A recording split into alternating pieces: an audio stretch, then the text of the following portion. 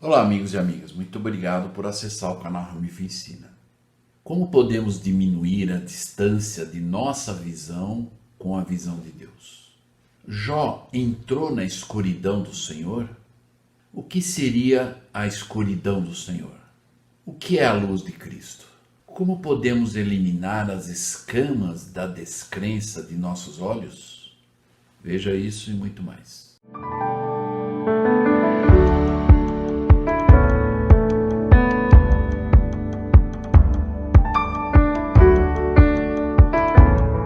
Olá, amigos e amigas, muito obrigado por acessar o canal Ramif Ensina.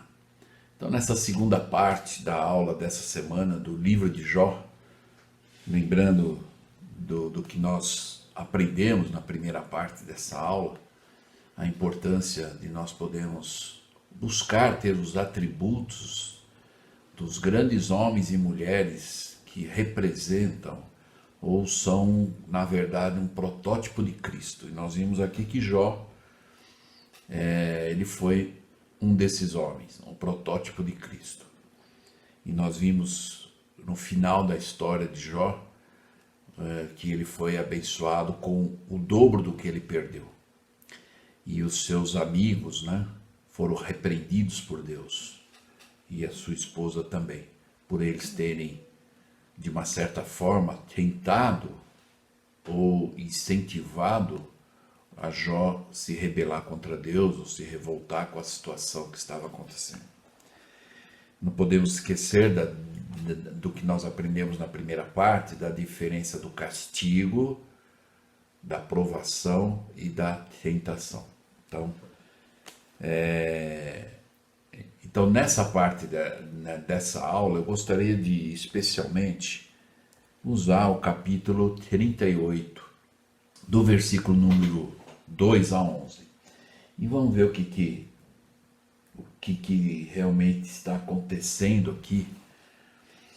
E se nós olharmos lá no cabeçalho do capítulo 38, normalmente o cabeçalho das escrituras, do livro de Mórmon, Doutrina e Convênios, e agora o da Bíblia que nós temos aqui, ele faz um resumo do contexto do que o capítulo vai, na verdade, ensinar, Então, logo no início aqui, no cabeçalho 38, diz: Deus, ele pergunta a Jó onde ele estava quando foram estabelecidos os fundamentos da terra, e quando as estrelas da manhã cantavam juntas, e quando todos os filhos de Deus bradavam de alegria.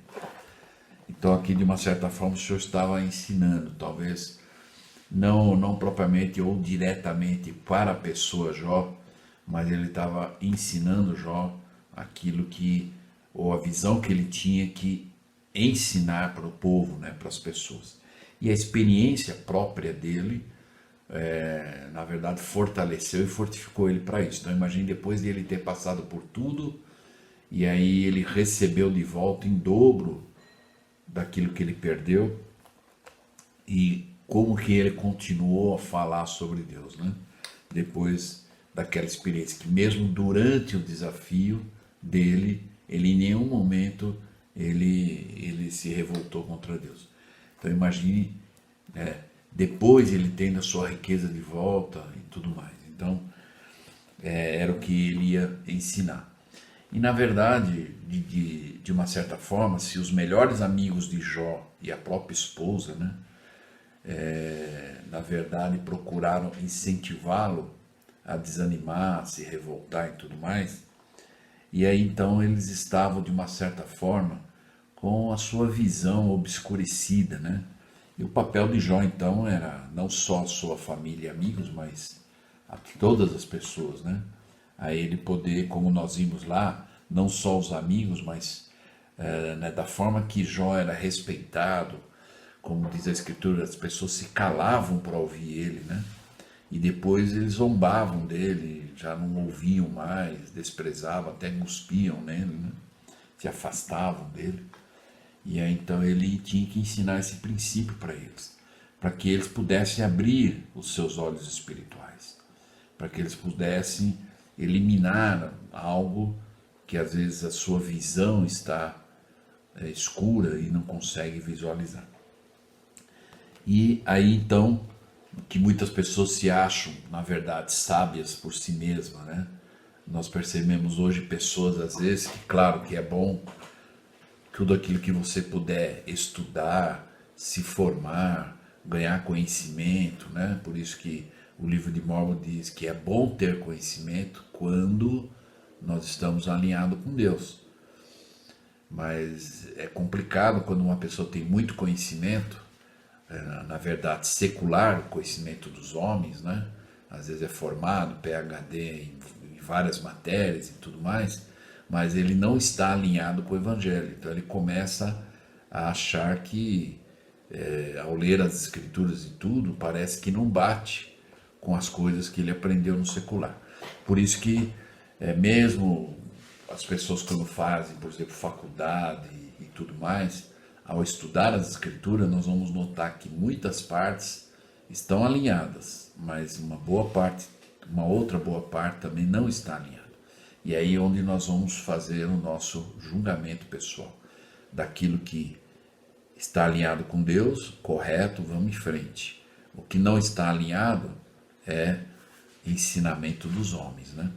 Por isso que então, aqui nesse capítulo 38, o Senhor então fez uma pergunta no versículo 2 para Jó. E claro, querendo dizer, é isso que você tem que ensinar para o povo. Quem é este que obscurece o conselho com palavras sem conhecimento? E claro que o Senhor está falando aqui do conhecimento que Deus tem, né? Não do conhecimento do homem. Então alguns obscurecem o conselho, a palavra, a verdade realmente, né? Eterna, doutrina clara, por causa de que não tem conhecimento, ou seja, não vê e não sabe como Deus sabe, né? Aí no versículo 3, agora cinge os teus lombos, ou seja, faça convênio como homem, e perguntar-te-ei, e tu me farás saber. Onde estavas tu quando eu fundava a terra? Então, essa é uma pergunta de impacto, né? O que é que você sabe mais do que eu, né? Porque onde que você estava quando eu comecei a fundar a terra, estabelecer tudo isso para você e para os meus filhos, né? Faze-me saber se tens entendimento. No versículo número 5, ele faz outra pergunta. Quem lhe pôs as medidas, se tu o sabes? Ou quem estendeu ela, o cordel? Lembra que em algumas aulas anteriores nós falamos do prumo, né? Onde o senhor vai colocar o prumo, né, para alinhar. E a gente aprendeu que o prumo é um material usado muito em construção, quando se ergue o muro. Então o prumo ele tem uma linha, um cordel, onde ele fica reto para que o muro seja levantado de uma forma reta, né? Então aí o senhor está dizendo aqui, ou quem estendeu sobre ela o cordel, né? Quem alinhou isso, né? No 6, sobre o que estão fundadas as suas bases, né? Então nós aprendemos no livro de Mormon também, em Elamã 5:12, que nós temos que estar fundamentados na rocha, né? O que é estar fundamentado na rocha, sobre a rocha? É sobre o Evangelho, sobre Cristo, a rocha é Cristo. Então o que nós vamos entender com isso é que eu preciso estar alinhado. Se eu quiser, como o senhor faz a pergunta aqui, sobre o que estão fundadas as suas bases, né? Se a nossa base, a nossa estrutura pessoal e familiar está alinhada, ou buscando se alinhar da melhor forma possível com o Evangelho, com a doutrina, né, verdadeira, nós estamos no caminho certo. Aí ele diz, ou quem aceitou a sua pedra de esquina? Quando as estrelas da alva juntas alegremente cantavam e todos os filhos de Deus jubilavam? Ou quem encerrou o mar com portas quando te transbordou e saiu da madre? Quando eu pus as nuvens por sua vestidura e a escuridão por faixa? Então, eu queria falar um pouco nesse ponto da escuridão, né? Inclusive, o que seria a escuridão de Deus? Talvez seria uma pergunta meio, escuridão de Deus, né? E aí nós vamos entender esse processo. O próprio Senhor está dizendo aqui, quando eu pus as nuvens por sua vestidura e a escuridão por faixa. E vamos lembrar que no Novo Testamento nós vamos encontrar muitas, né, parábolas de Cristo. E aliás, o ano que vem, 2023, nós vamos estudar no Vem Segue o Novo Testamento. E vai ser muito legal porque nós vamos aprender muitas parábolas, né? E lá diz, por que ele falava de parábola? Porque o Senhor falava de parábola? Para ele poder, na verdade, preservar as coisas que eram realmente sagradas. E aqueles que estavam dispostos, buscavam revelação, buscavam se alinhar com o Espírito de Deus, isso era revelado, eles entendiam a parábola no sentido espiritual. E para aqueles que não pagavam esse preço espiritualmente falando, para eles era uma mera história, né? Uma mera comparação com materiais e as coisas da época. Mas essa é a faixa de escuridão. Até de um sentido, de uma maneira assim, amorosa da parte do Senhor Jesus Cristo, e por que ele ensinou por parábolas? Até para preservar e não condenar as pessoas assim, de uma maneira, vamos dizer, rápida, né? Por quê? Porque ainda ele dava a chance, a oportunidade, permitia que a pessoa, né, talvez não naquele momento, mas, né, posteriormente buscasse um entendimento melhor. E nós percebemos pessoas às vezes que, mesmo sendo membro da igreja, às vezes tem algumas coisas que não acredita e passa-se algum tempo e depois ela então se debruça naquele assunto, se interessa, aí faz um estudo profundo, aí ele se converte naquilo. Então ele deu esse tempo, né? Então, de uma certa forma, o Senhor coloca uma faixa de escuridão, ou seja, você quer ter a minha visão, é isso que Deus está dizendo. Você quer ver como eu vejo? Né? Isaías, por exemplo, 55:8-9 diz que a visão de Deus, as palavras de Deus, as ações de Deus são totalmente diferentes das nossas. Então, então como é que eu posso entender tudo isso? Então eu tenho que buscar ver como Deus vê e buscar fazer as coisas como Deus, ele por exemplo, faz, né? No versículo 10, ele diz, quando passei sobre ele o meu decreto, e lhe pus portas e ferrolhos, e disse, até aqui virás, e não mais adiante, e aqui se quebrará o orgulho das tuas ondas. Então, ele falou, olha, existe um ponto que a gente pode conhecer, mas existe um conhecimento além disso, que seria a gente ultrapassar essa faixa, né, da escuridão de Deus. E nós vamos entender aqui em alguns versículos que eu na verdade separei, selecionei para nós podermos ter uma visão melhor. E ele diz assim, até aqui você vai ver, né, e não mais adiante. E aqui se quebrará o orgulho das tuas ondas. Então, você quer saber mais? Né? Vamos lembrar várias histórias, né? onde o Espírito, né, por exemplo, perguntou para Nefe, o que é que você vê lá no capítulo 11 de 1 Nefe? O que é que você vê? Quer dizer, o Espírito estava querendo, na verdade, saber até que ponto Nefe queria. Ele sabia e até que ponto ele queria saber o desejo dele. E de acordo com as respostas que ele dava, então o próprio Senhor via se ele estava pronto para ir linha sobre linha. O irmão de Jared, não é? As experiências que ele teve, e aí ele foi, e o Senhor dizendo para ele, você vai acreditar nisso? E aí ele dá uma das respostas, né, em Éter 3:12, que é uma das respostas que mostrou o nível de fé que ele tinha. Porque ele podia muito bem dizer para o Senhor, quando o Senhor falou, você vai acreditar? Ele falou, claro que eu vou acreditar, mas ele disse, eu vou acreditar porque eu sei que Deus não pode mentir. Que o que Deus diz, ele vai fazer. E por causa disso, então o Senhor disse, né, visto que pela tua fé, né, e aí ele não pôde ser mais mantido desse lado do véu, e aí o véu foi aberto, né, ou seja, essa faixa de escuridão foi aberta para o irmão de Jared de uma forma muito especial. Então, eu gostaria de falar um pouquinho então sobre essa faixa de escuridão, né, para nós podermos entender melhor. E claro, quando a gente fala de escuridão, o oposto da escuridão é a luz. E a luz, na verdade, ou até alguns falam que às vezes a escuridão só existe onde não tem luz. Quando a luz aparece, a escuridão some. Porque escuridão e luz não ficam no mesmo lugar, né? Agora, nós estamos falando de uma escuridão espiritual. Então, eu fiz uma das perguntas no início aqui, como que a gente pode fazer para tirar essas escamas dos nossos olhos, né, da descrença? Ou como podemos acreditar mais, né? Então, vamos em primeiro lugar entender aqui que é algo que nós estamos no escuro, não é Deus. Então, entrar na escuridão de Deus é você ver como Deus vê.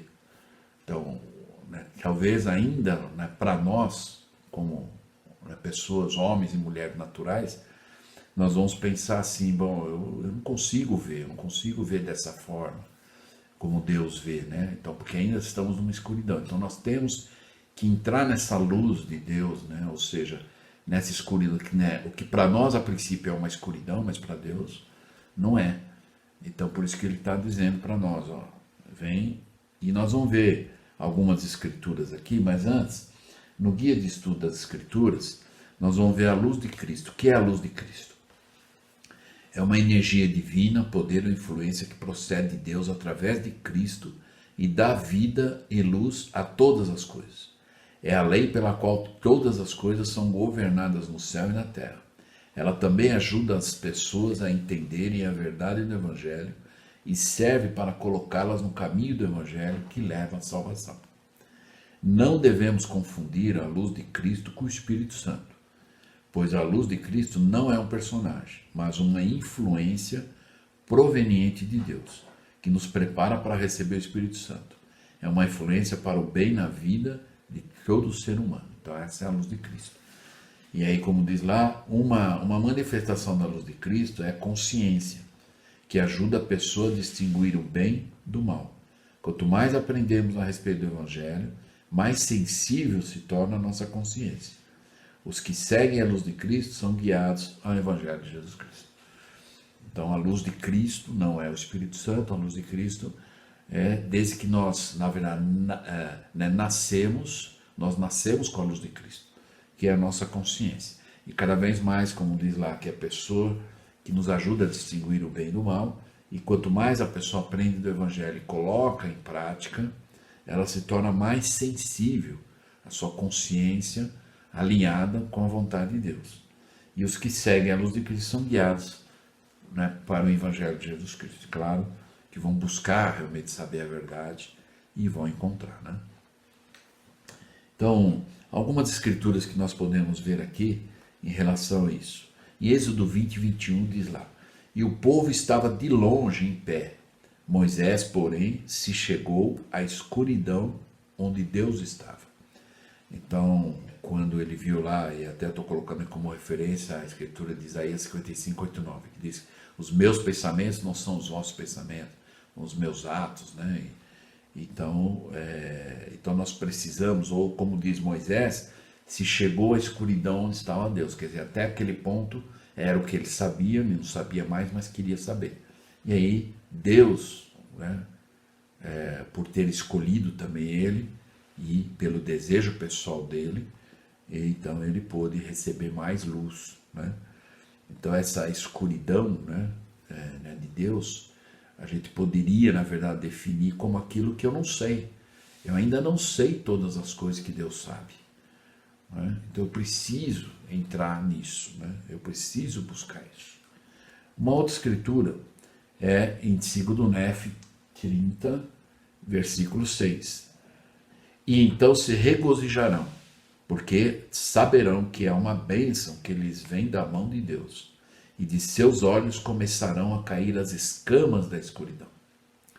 E antes que se passem muitas gerações, tornar-se-ão um povo puro e agradável.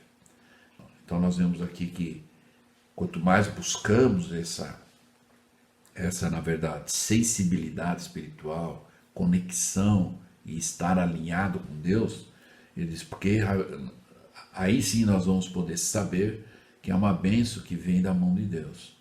E aí vão começar a cair as escamas, né, da escuridão, ou seja, da descrença, aquilo que eu não sabia, agora eu começo a saber porque eu estou buscando revelação, Deus está revelando, Ele está mostrando os mistérios dele, né?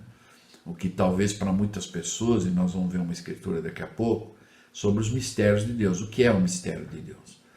Hoje, por exemplo, o mistério de Deus é para uma pessoa que ainda não é membro da igreja, muitas coisas que nós já sabemos da doutrina, para aquela pessoa é um mistério. E ela vai começar a tirar as escamas, né, da escuridão dos seus olhos quando ela se batiza, ela aceita o evangelho e ela começa a conhecer a doutrina, né? Então ela começa a retirar essa escuridão, né, dos seus olhos, como está dizendo aqui, né? Uma outra escritura aqui, para reforçar isso, Alma 5,7. Eis que ele lhes transformou o coração, sim, despertou-os de um profundo sono, e eles despertaram para Deus. Então, às vezes tem muitas pessoas que, como o Senhor usa essa analogia em várias escrituras, né? Acordado, sono profundo, né? Então é acordar, é despertar, é ver, é buscar mais conhecimento, né? E muitas pessoas ainda estão nesse sono, muitos estão num sono profundo e precisam acordar, e precisam entender, e é isso que eu tenho que fazer com a minha vida pessoal, com a minha família. Eis que estavam em meio à escuridão, não obstante suas almas foram iluminadas pela luz da palavra eterna, que é o Evangelho. Sim, estavam cingidos pelas ligaduras da morte e pelas correntes do inferno, e uma destruição eterna esperava-os, se eles não se arrependessem, né? Em Mosias 15:8, até vamos ler o versículo número 7, que é exatamente o protótipo de tudo que representa Cristo. Cristo é o exemplo de tudo, né? Então, lá no Mosias 15, versículo 7, diz: sim, desse modo será conduzido, crucificado e morto, a carne sujeitando-se à morte, a vontade do Filho sendo absorvida pela vontade do Pai. Então, ele foi o maior exemplo disso, né?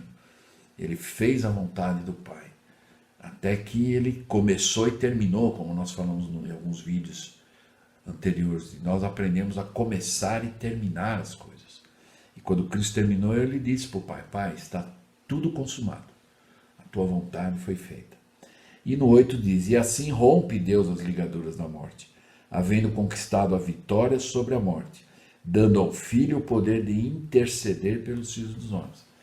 Então, só depois desse ato da expiação de Cristo, então Deus, ele disse: agora a justiça, ou você pode agora interceder pelos filhos, pelos meus filhos, né? Pelos filhos dos homens. Em Alma 12, no versículo 11, mas antes de ir para o 11, vamos ler o 9 e 10, como eu falei dos mistérios, né? Então diz lá: então Alma começou a explicar-lhes essas coisas, dizendo: é dado muitos a conhecer os mistérios de Deus. Então é dado muitos através dos membros, dos missionários, as pessoas que às vezes buscam por si mesmas, né, estudarem. Como Joseph, ele leu lá Tiago 1,5 e começou tudo, né? E é-lhes, porém, absolutamente proibido divulgá-los. Então tem muitas coisas que são muito sagradas, né? Que nós não podemos comentar, falar, porque é pessoal. Os convênios do templo, por exemplo. A não ser a parte de sua palavra que ele concede aos filhos dos homens, de acordo com a atenção e diligência que lhe dedicam. E aí ele diz no 10, portanto, aquele que endurecer o coração receberá a parte menor da palavra. Então o que ele está dizendo aqui, a escuridão não vai ser tirada dos olhos, porque ele não procurou. Então é o que diz aqui, aquele que endurecer o coração receberá a parte menor da palavra. Ele vai ter um certo entendimento, mas não vai ser pleno. E o que não endurecer o coração, a ele será dada a parte maior da palavra. Quer dizer, a escuridão vai ser tirada dos seus olhos. Nós vamos entrar na escuridão de Deus, ou seja, aquilo que era escuridão para nós vai ser luz, né? Conhecimento. Até que lhe seja dado conhecer os mistérios de Deus, até que os conheça na sua plenitude. E 11 ele diz: e aos que endurecem o coração será dada a menor parte da palavra, até que nada saibam a respeito de seus mistérios. Então, é meio complicado aqui, porque muitas pessoas, não, mas eu já sei o suficiente. Mas se você não continua essa busca para ampliar a tua visão, ou chegar na plenitude do conhecimento, até aquilo que você sabe, você vai esquecer, vai ser tirado de você. Uma outra escritura é Mormon 8,16. E bem-aventurado será aquele que trouxer isto à luz, porque será tirado da obscuridade para a luz. Segundo a palavra de Deus, sim, será tirado da terra e brilhará de dentro da escuridão. E chegará ao conhecimento do povo. E isso será feito pelo poder de Deus. Então, ele está se referindo aqui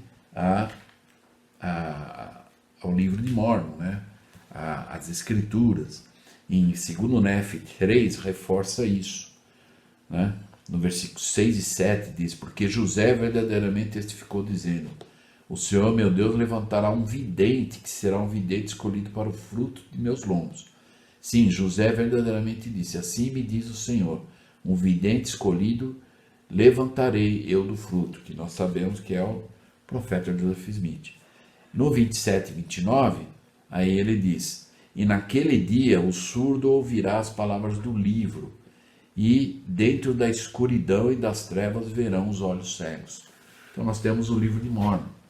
Então é o que ele está dizendo aqui: bem-aventurado será aquele que trouxer isso à luz. Ou seja, que nós, na verdade, falarmos mais sobre o livro de Mormon, né? Usarmos mais, conhecermos mais e vivermos mais, né? Porque será tirado da obscuridade para a luz, segundo a palavra de Deus. Sim, será tirado da terra e brilhará de dentro da escuridão. Então, aquele que conhece, que estuda o livro de Mormon, vai ver que ela não é uma outra Bíblia.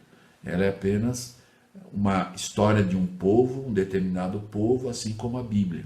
Mas todos os ensinamentos e a doutrina de Cristo não mudam, são os mesmos, tanto que nós encontramos na Bíblia quanto no livro de Mormon. E o livro de Mormon de uma forma mais clara, como o profeta José Smith disse na introdução e no 6º parágrafo, que esse livro é o livro mais correto na face da terra do que qualquer outro livro. Então, se alguém lê o livro ou diz que o livro não é verdadeiro, é porque não leu ou não buscou de uma maneira para realmente entender ou sinceramente, né? Porque o profeta José Smith disse: eu disse aos irmãos que o livro de Mormon era o mais correto de todos os livros da terra e a pedra fundamental de nossa religião, e que seguindo seus preceitos o homem se aproximaria mais de Deus do que seguindo-os de qualquer outro livro, né? Então, se nós quisermos ter mais conhecimento, tirar essa escuridão dos nossos olhos, estudar o livro de Mormon, dominar, saber ensinar, né? Uma outra escritura, então, é que nós vamos usar agora para que eu possa, assim, numa aplicação, mostrar uma história, um contexto exatamente sobre essa escuridão que nós estamos vendo aqui. E nós vamos ver aqui uma história do apóstolo Pedro, dos apóstolos, né? Mas citando mais aqui, na verdade, o apóstolo Pedro, que estava sendo, de uma certa forma, preparado pelo Senhor para se tornar o presidente da igreja. E foi o que aconteceu quando Cristo voltou à presença do Pai. Ele deixou, então, o presidente Pedro como profeta, o presidente da igreja. E nós vamos ver uma experiência aqui em Lucas 5, 2, 8. Então eu os convido eu vou usar aqui as escrituras, não vou mostrar aqui na tela, mas nós vamos usar a escritura e ver o que levou Pedro, né? Pedro estava, de uma certa forma, ainda linha sobre linha, aprendendo, sendo preparado. Então ele conhecia parte, ele tinha conhecimento, e parte ainda ele estava na escuridão. E vamos ver o que aconteceu aqui a partir do versículo número 2, diz lá: e viu 2 barcos junto à praia do lago, e os pescadores, havendo descido deles, estavam lavando as redes. E entrando num dos barcos, que era o de Simão, pediu-lhe que o afastasse um pouco da terra, e assentou-se e ensinava no barco a multidão. E aí o Senhor estava ensinando para a multidão. E quando acabou de falar, disse a Simão, né? E aí então ele fez a pregação e ele ensinou as pessoas. Depois, quando ele terminou, ele disse pro Simão, vamos lembrar que aqui no caso Simão é o Pedro, o apóstolo Pedro. E vamos lembrar da profissão de Pedro. Pedro era um pescador profissional, né? E Cristo era um carpinteiro, profissionalmente falando, né?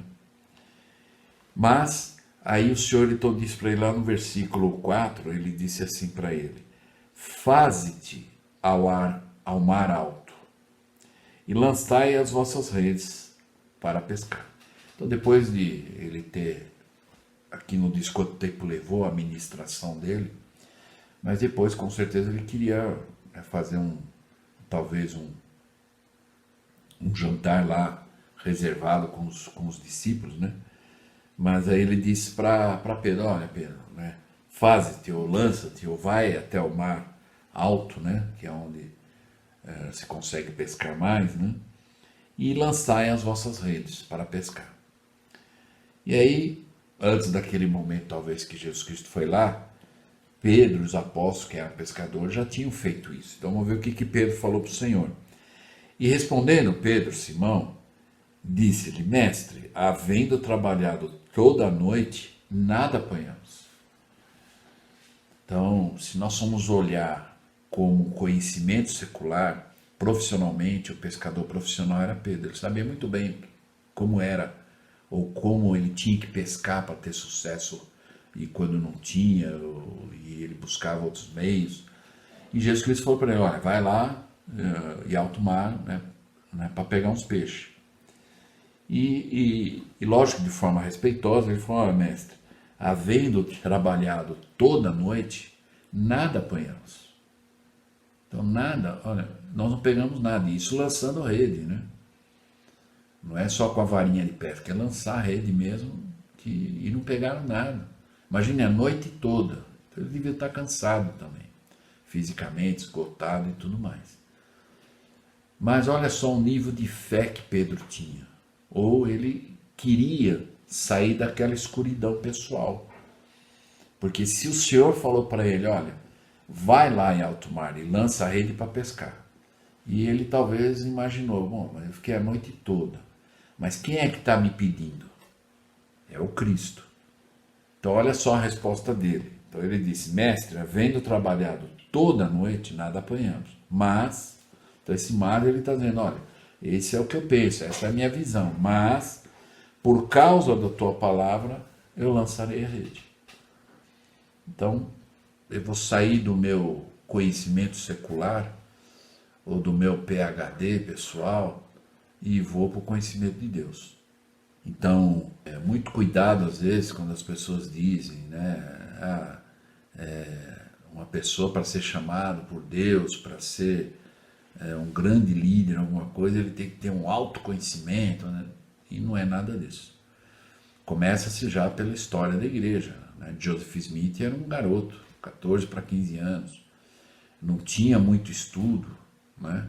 Perto daqueles homens da época que tinham suas igrejas e eram homens muito mais assim, né, no secular, letrados, cursos de teologias e tudo mais, e um garoto de 14, 15 anos, por isso que foi muito difícil para muitos, ou talvez até todos, não aceitaram Joseph. E por não aceitar Joseph, né, eles não entendiam que era algo que, se eles buscassem, né, eles iam ganhar mais luz e ter entendimento. Mas por causa da tua palavra lançarei a rede. E aí no 6 diz, e fazendo assim, colheram uma grande quantidade de peixe, e rompiam-se-lhes a rede. Então imagine, uma grande quantidade de peixe, como nós vemos na foto aí, né? E aí e fizeram sinal aos companheiros que estavam no outro barco, para que os fossem ajudar. Senão eles iam perder os peixes todos, de tantos peixes que eles pegaram. E lembra que o Pedro tinha dito para o Senhor, Senhor, a noite toda nós pescamos e nada apanhamos. Mas sobre a tua palavra, eu vou sair da minha escuridão e vou entrar na tua luz. E aí, no versículo, ainda no versículo 7, quando chamaram ajuda, e foram e encheram ambos os barcos, de maneira tal que quase iam a pique. Quer dizer, quase o barco afundou de tanto peixe. E Simão Pedro, então, percebendo, então imagine esse momento, Simão Pedro falou, nossa, eu disse para o senhor que nada apanhamos, né? Talvez ele até falou, eu nem precisava dizer isso, eu já devia ter ido, né? Porque eu sei quem foi que me pediu. Quem é que pediu para mim fazer isso?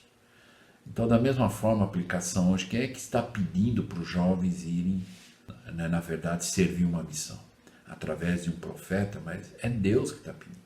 É Cristo que está pedindo. Quem é que está pedindo para que eu vá à igreja todos os domingos? Renovar os convênios através do sacramento. Todos nós que nos batizamos e recebemos o dom do Espírito Santo, na verdade, simbolismo do sacramento é renovar os convênios batismais. E nós precisamos estar todos os domingos lá para isso.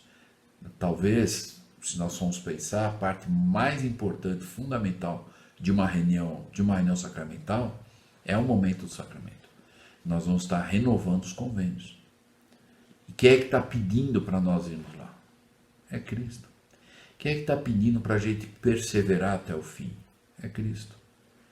Quem é que está pedindo para nós podermos exercitar a fé, linha sobre linha, sair da escuridão, um pouco aqui, um pouco ali?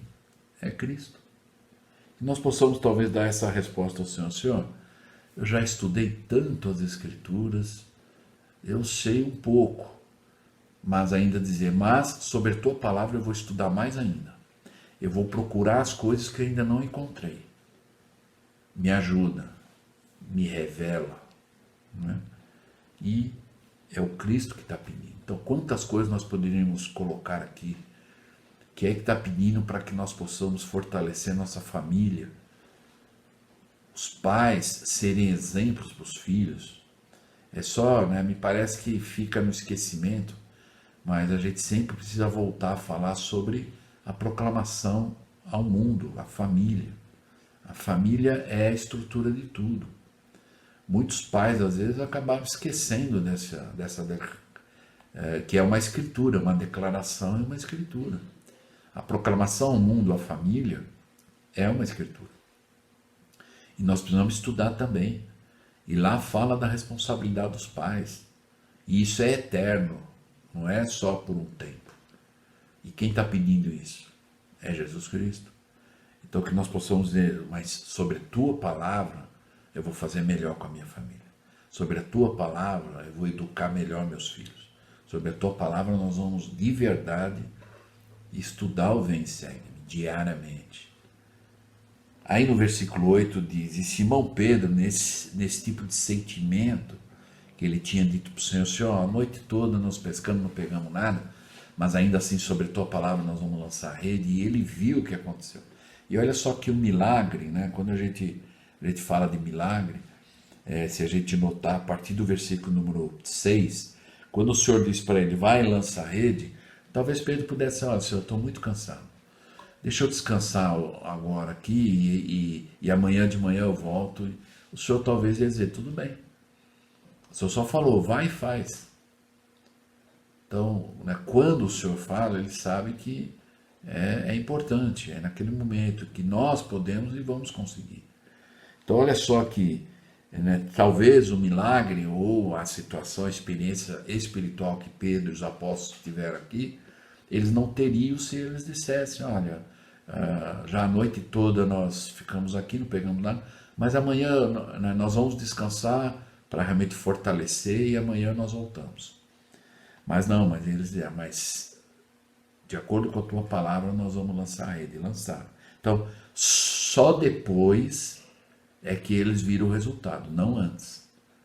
Então, se eles não fossem obedientes no nível espiritual que eles foram, eles não veriam o resultado como eles viram aqui. E aí, por causa disso, Simão Pedro, vendo isso, prostrou os seus pés de Jesus, dizendo, Senhor, ausenta-te de mim, que sou um homem pecador. Então, imagine, ele se considerou um pecador só por ter pensado a princípio, né, a noite toda eu peguei, a gente pescou e não pegamos nada. Mas ainda bem que ele falou, não, eu vou elevar a minha espiritualidade, mas sob a tua palavra eu vou fazer isso, eu vou lançar a rede. E viu o resultado. E aí nós vamos ver aqui no 9, porque o espanto se apoderara dele e de todos os que com ele estavam, por causa da pesca de peixe que havia feito. E aí então o resultado, né? Ou seja, só depois é que ele pôde ver o resultado. Então é assim que funciona.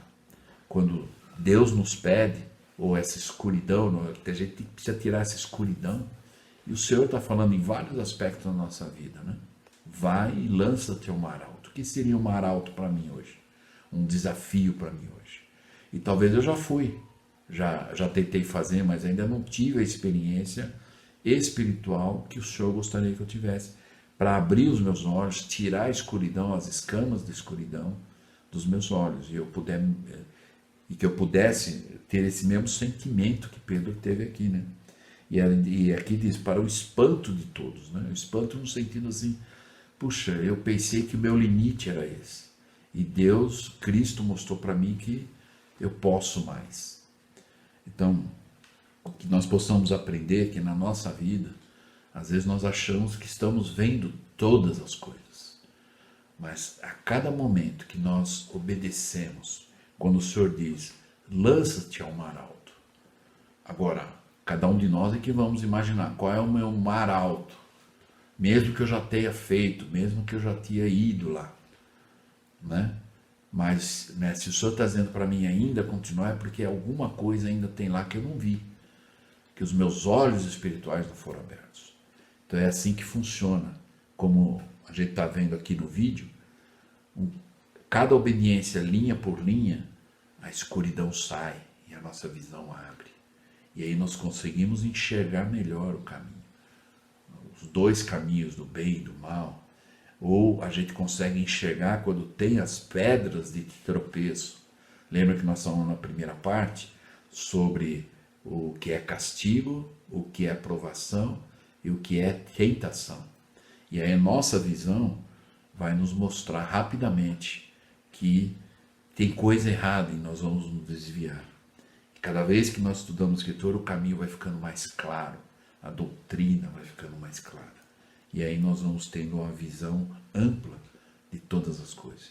E aí, com certeza, nós todos vamos poder dizer assim, para o espanto nosso, né, do que nós vimos acontecer, mas isso só vai acontecer depois que nós dissermos ao Senhor, sobre a tua palavra, eu vou fazer isso. Então que nós possamos fazer o melhor e sobre a palavra de Cristo que Ele está pedindo para nós, estudarmos o Vem e Segue-me diariamente. Mesmo que talvez mas eu faço isso e não consigo ver todas as coisas. Mas continua porque vai haver um momento em que nós vamos pescar tantos peixes espirituais que nós vamos precisar de ajuda, mais ajuda até para segurar tudo que vamos receber. Mas sobre a tua palavra nós vamos fazer. Que possamos realmente fazer e assim vamos ser abençoados e receber as recompensas. Até a próxima aula e muito obrigado.